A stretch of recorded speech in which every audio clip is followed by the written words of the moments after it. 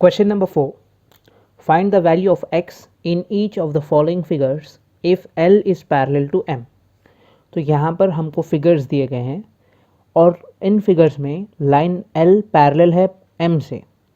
जैसा यहाँ पर आप देख सकते हो, ये एक लाइन है L और ये है M, ये दोनों क्या हैं, पैरेलल हैं।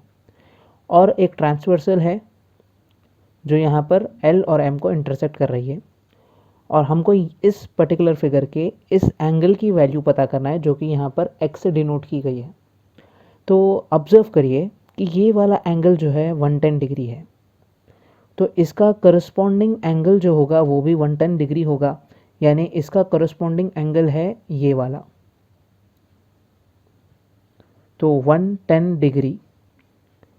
अब देखिए ये 110 डिग्री है और ये x है, और अगर मैं इस एंगल को ऐसे कंप्लीट कर दूं इधर से इधर तक, तो ये हो जाएगा 110 डिग्री प्लस x, और इसकी टोटल वैल्यू होगी 180 डिग्री, क्योंकि ये लीनियर पेयर है, एक स्ट्रेट लाइन पर बन रहा है वो।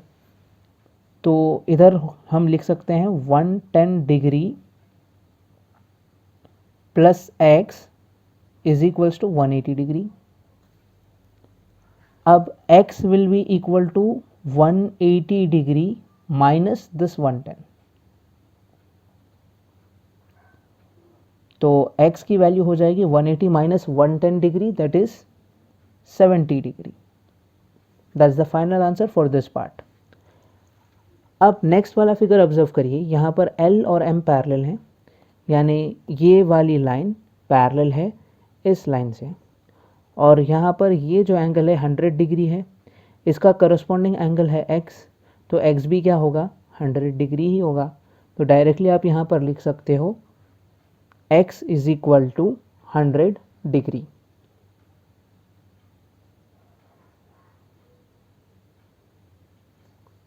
Now fifth question, in the given figure the arms of two angles are parallel. If angle ABC is 70 degree, then find angle DGC and DEF.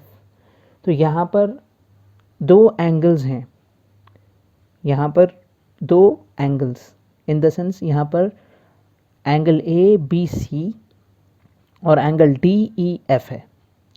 तो इसमें ये जो आर्म्स हैं ये क्या हैं, एक दूसरे से पैरेलल हैं। तो अगर ये पैरेलल हैं, जैसा कि यहाँ पर वैल्यू है हमारे पास एंगल ABC की, दैट इज़ 70 डिग्री, इसकी वैल्यू है 70 डिग्री। ऑब्जर्व करिए ये वाला लाइन और ये वाला लाइन पैरेलल हैं, तो ये अगर 70 डिग्री है तो ये भी 70 डिग्री ही होगा। तो 70 डिग्री ये भी हो गया।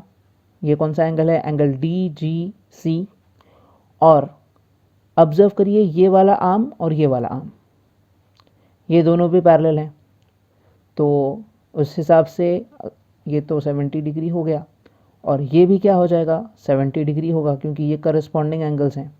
तो हमने कैसे पता लगाया इन दोनों के वैल्यूज़, सिर्फ हमको ये ऑब्जर्व करना है कि ये दो लाइंस पैरेलल हैं और इसका करस्पॉन्डिंग एंगल है ये। तो ये अगर ये 70 है जो क्वेश्चन में वैल्यू है, तो इसकी भी वैल्यू 70 डिग्री होगी। और फिर ऑब्जर्व करना है कि ये दो लाइंस क्या हैं, पैरेलल हैं, और ये इसका करस्पॉन्डिंग एंगल है ये, तो ये दोनों भी 70 डिग्री हो जाएंगे। तो इसके सोल्यूशन में आप लिख सकते हो, solution angle DGC is equal to 70 degree and angle DEF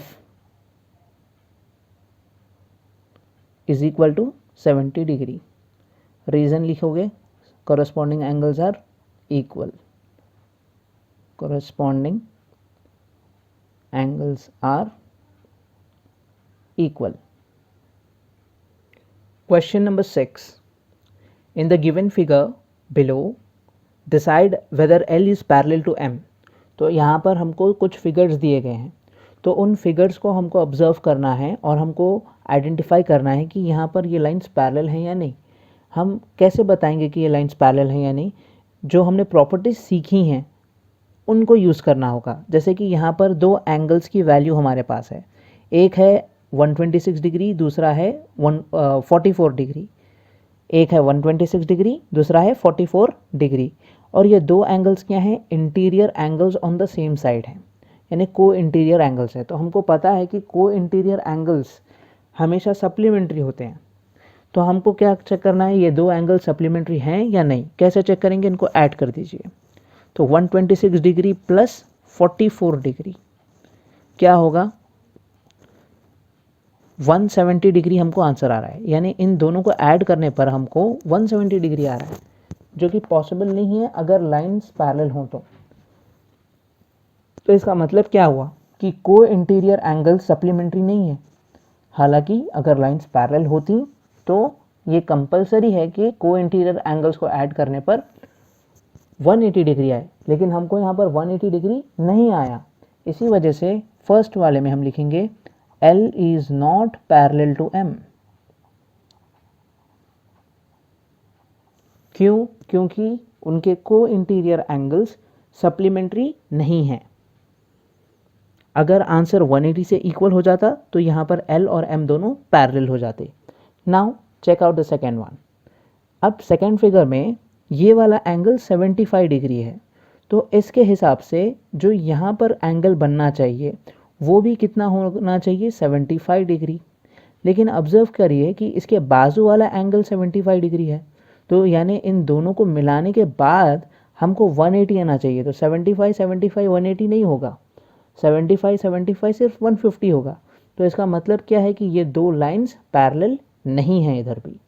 तो यहाँ पर लिख दीजिए L is not parallel to M। Now third one, यहाँ पर 57 डिग्री है और यहाँ पर 123 डिग्री। ऑब्जर्व करिए, अगर ये दोनों पैरेलल हैं तो यहाँ पर जितना एंगल बनेगा यहाँ पर भी उतना ही बनना चाहिए, यानी ये भी क्या होना चाहिए, 57 डिग्री। अब इन दोनों को ऐड करिए, 123 प्लस 57 180 डिग्री। अब इन दोनों को ऐड करने पर 180 डिग्री आ गया है हमको। तो इसका मतलब क्या हो गया कि ये दो एंगल्स लीनियर पेयर भी हैं और इस एंगल की वैल्यू 57 है, यानी करस्पॉन्डिंग एंगल्स इक्वल हो चुके हैं। इसी वजह से यहाँ पर हम कह सकते हैं कि L is parallel to M। Fourth question, here L and M are the two lines and N is the transversal। तो अभी यहाँ पर ये एंगल देखिए 98 डिग्री है, तो इसका करस्पॉन्डिंग एंगल ये है।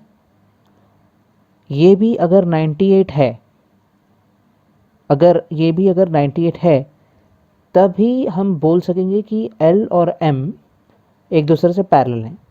तो अब इसको चेक कैसे करना होगा, इन दोनों को ऐड करना होगा, और अगर इन दोनों को ऐड करने के बाद 180 डिग्री आ गया तब हम आसानी से ये कह सकेंगे कि L is parallel to M। तो चेक कर लेंगे, 72 degree plus 98, this will be 10, so it would be 170 degree. तो यहाँ पर 170 डिग्री हमको आंसर आ रहा है। तो इसका मतलब क्या है कि ये 98 नहीं है, ये 88 ही है यहाँ का एंगल। इसी वजह से L is not parallel to M।